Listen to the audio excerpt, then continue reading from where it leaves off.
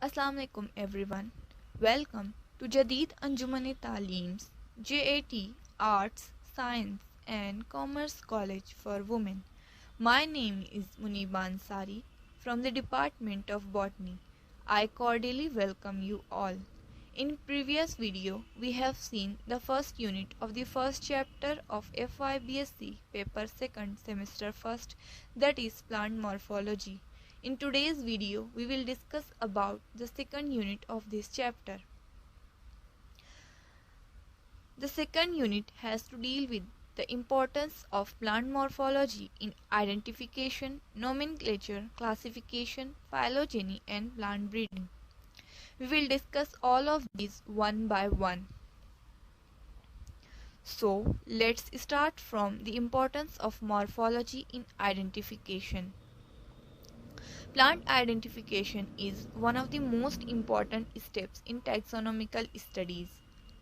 As you all know that taxonomy is nothing but the identification, nomenclature and classification. So, identification is the most important part in taxonomy.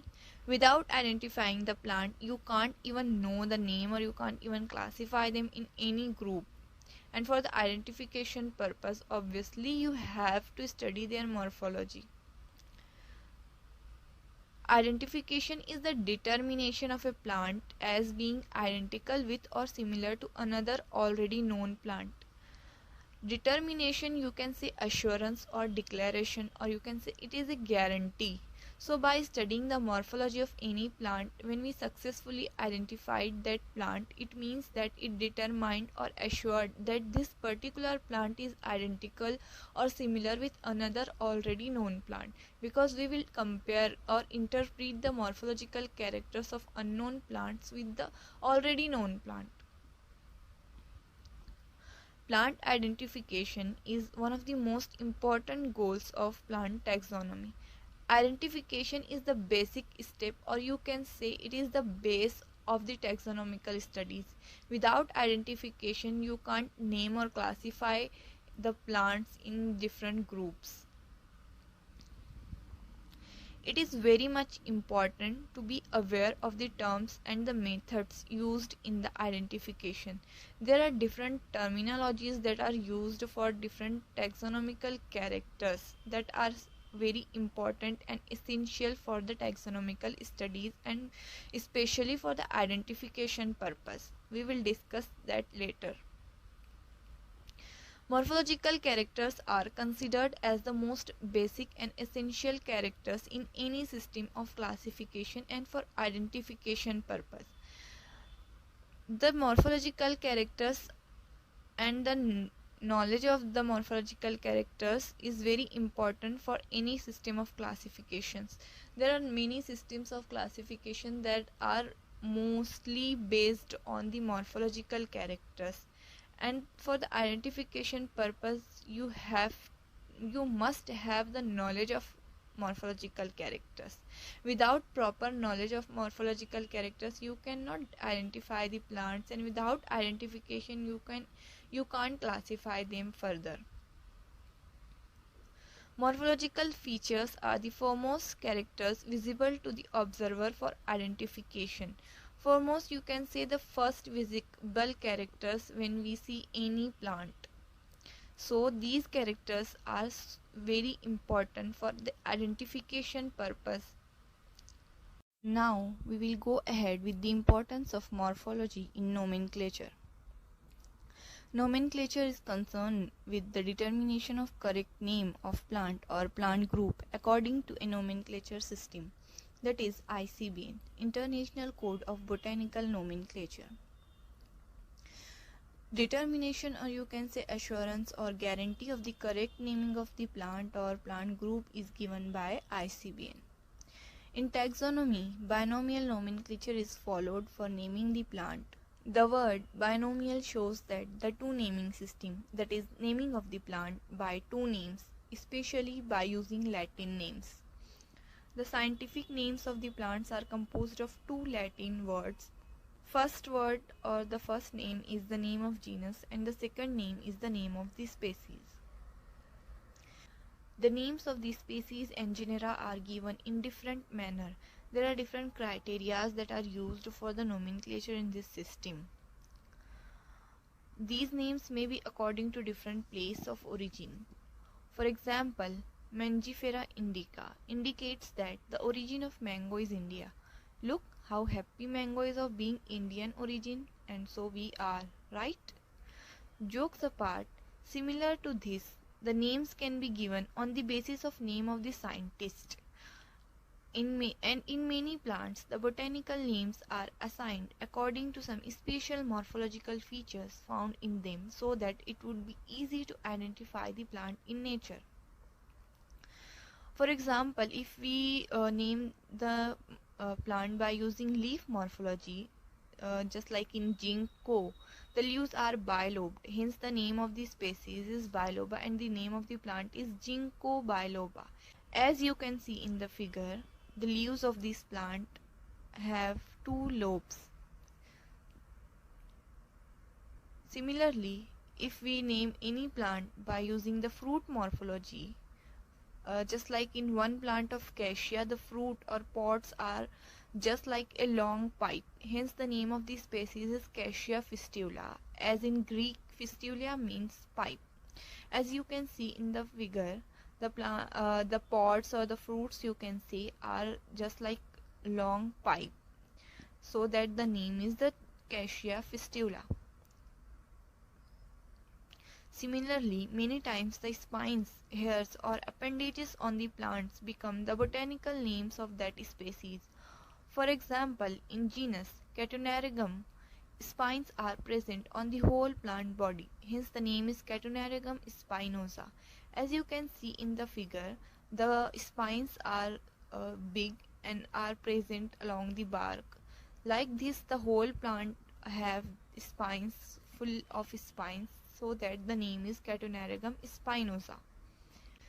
Similarly, in Magnolia, the flower morphology is used for naming this plant.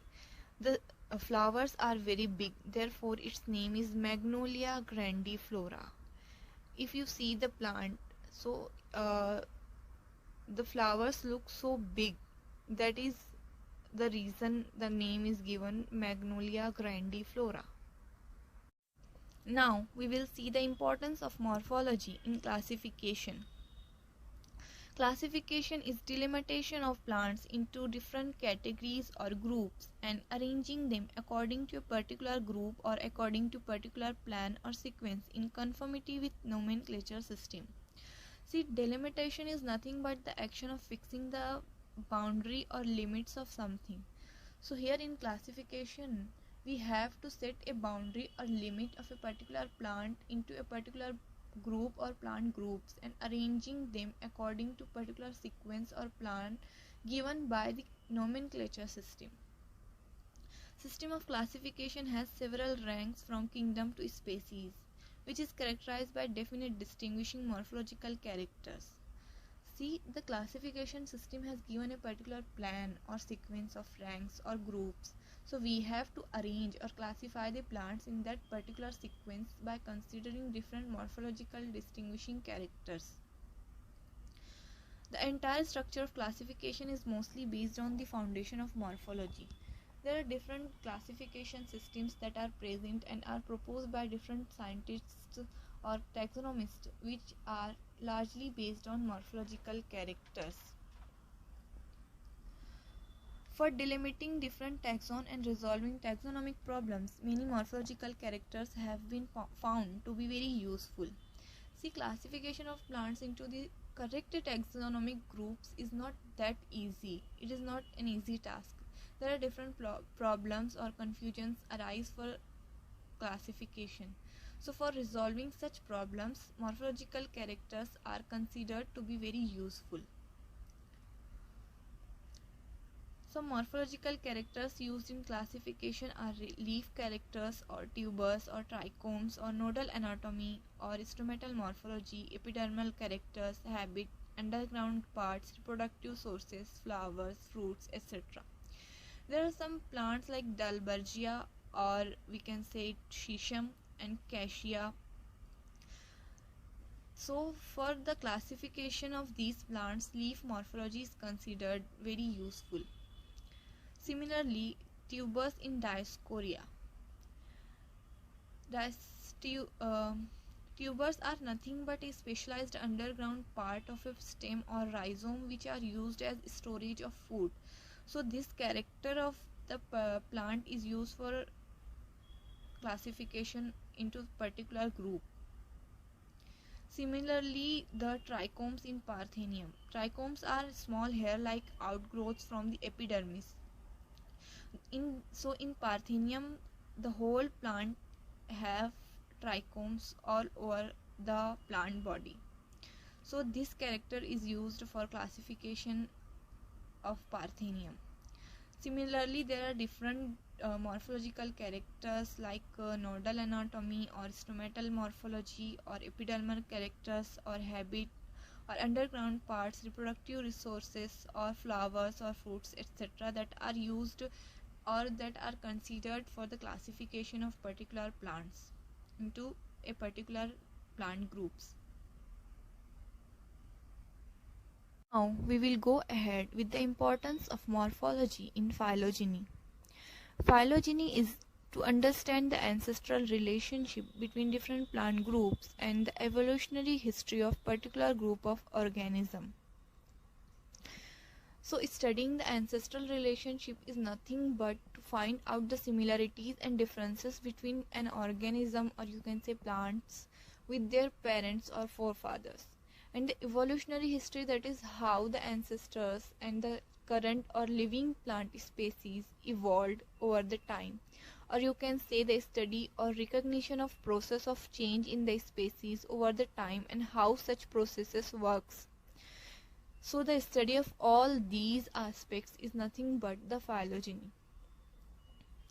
Study of vessels in wood of Nattales or gymnosperm and certain angiosperms has provided link between gymnosperms and angiosperms. By the study of vessels in wood of Nattalian group of gymnosperms, it has been found that certain gymnosperms also has such characters in their wood, so that it provided a link between gymnosperm and angiosperms, and it has been found that they have an ancestral relationship. Hutchinson's system of classification is based on phylogeny and has taken the morphological characters of establishing phylogeny. So Hutchinson's system of classification, which you may have already studied or you will study in your further studies, it has based on phylogeny, that is he classified the plants and different plant groups on the basis of ancestral relationship or evolutionary development. And for establishing phylogeny, he has taken the morphological characters into the consideration. The system confirms that the dicots are more primitive than monocots. Simple leaves are more primitive than the compound leaves, or polypetally is more primitive than the gamopetally. So primitive means the earliest plants or the earliest kind of structures that came into existence. So that means the monocots came from the dicots, and simple leaves are the ancestors of the compound leaves, and the polypetally is more primitive than the gamopetally, means gamopetally are the evolved from the polypetally. Floral anatomy of families like Anonaceae, Calycanthaceae and many spermi confirms that all these families are originated from the Ranunculaceae. By studying the floral anatomy of all these families, it is concluded that all these families are evolved from the Ranunculaceae family. The study of morphology of mechanical and vascular tissue has significance in establishing in phylogeny. Lower plants are primitive than higher plants because of the difference of development of vascular system. So the mechanical tissues or the vascular tissues has significance in establishing the phylogeny. The mechanical or vascular tissues or the anatomy, or you can see the morphology of mechanical or vascular tissue has plays very important part in establishing the phylogeny. The lower plants are primitive than higher plants because of the difference of development of vascular system. By studying the development of vascular system, it is concluded that the lower plants are primitive than the higher plants. As you can see in the diagram, it shows the phylogenetic relationship of different plant families and their ancestral or evolutionary relationship. Now we will discuss about the importance of morphology in plant breeding. Plant breeding is the science of improvement of plants of economic value. It is mainly concerned with development of varieties with superior quality. See, the plant breeding is nothing but the developing or producing new plant varieties that are more useful to humans. So it is done to acquire desired characters and to improve the quality of nutritious values of the plants. The process of plant breeding includes the changing the traits of the plant in order to produce desired characteristics, especially the plants that are of great economic value. Plant breeders are generally relies on morphological phenotypic trait for selecting the desirable character that appears in a plant variety after breeding experiment. The phenotypic traits that are the physical characters, or we can say that we see normally while observing the plants. So the breeders use the phenotypic trait for the selection of desirable characters that are resultant characters appears after breeding experiment. Before starting the breeding experiment, breeders should know knowledge of floral morphology to understand the hereditary apparatus of a plant. Correct knowledge of reproduction and breeding system that exists in plant is highly essential.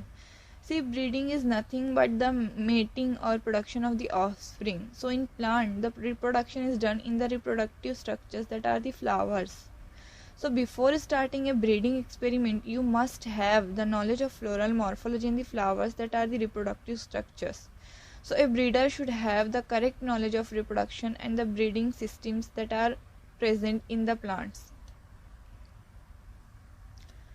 Thus, to establish successful breeding program, the knowledge of morphology of reproductive organs, gametophytes, mechanism of pollination, structure of pollen grain, embryo, seed, fruit is highly essential. So for the successful breeding experiment, the knowledge of morphology of reproductive structures, that is the flowers, and their function and mechanism is very important. See, the plant breeding have different steps involved in the process of plant breeding. So first of all, there is a collection of plants of all possible alleles, then evaluation and selection of parents, then cross hybridization, which involves emasculation, bagging, tagging, etc. Then selection of desired characters, and then the production of new varieties. So all these aspects of plant breeding needs the correct knowledge of morphology of the plants, or especially the reproductive organs of the plants. So the second unit of the first chapter completed here. Thank you for watching this video.